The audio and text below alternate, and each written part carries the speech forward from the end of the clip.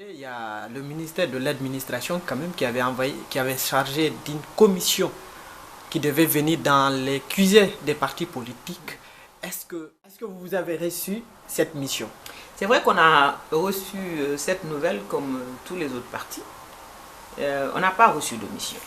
Mais il faut quand même marteler que c'est une très bonne idée de vouloir faire respecter le contenu de la charte des partis politiques par les partis.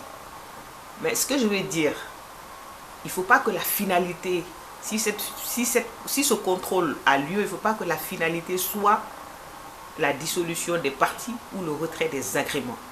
Parce qu'en Guinée, on n'a quand même pas eu les mêmes chances par rapport à la visibilité de nos différents partis politiques.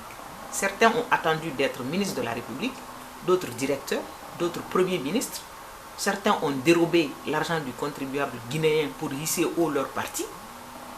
Et certains sont allés en politique après plusieurs constats.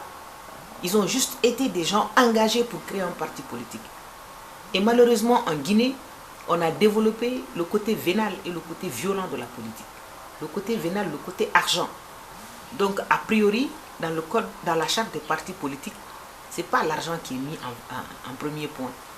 Ce n'est pas dit, c'est quand tu as de l'argent, c'est quand tu es riche que le parti doit avoir une certaine visibilité.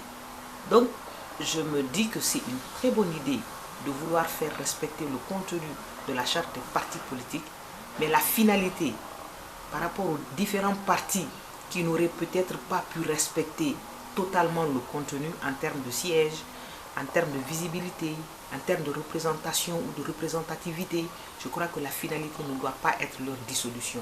Je vous ai dit tout de suite que organiser les partis, ça va venir spontanément.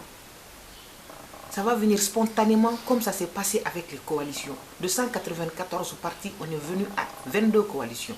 Aujourd'hui, l'interlocuteur direct du CNRD et du MATAD, c'est 22 coalitions, ce n'est plus 194 partis.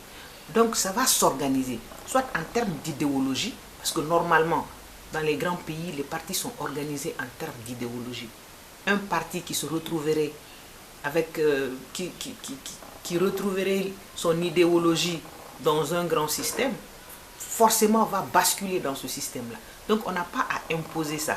La mise en place des coalitions n'a pas été imposée. C'est juste un discours qui nous a amenés vers ça. Et je parie que si ça continue, si l'organisation continue au niveau de l'État, les partis seront obligés de se retrouver dans des grands ensembles. Au deuxième tour, pendant l'élection présidentielle, mais c'est ce qui se passe de facto. Vous voyez deux blocs. Malheureusement, en Guinée, c'est ethnisé, mais vous voyez deux blocs.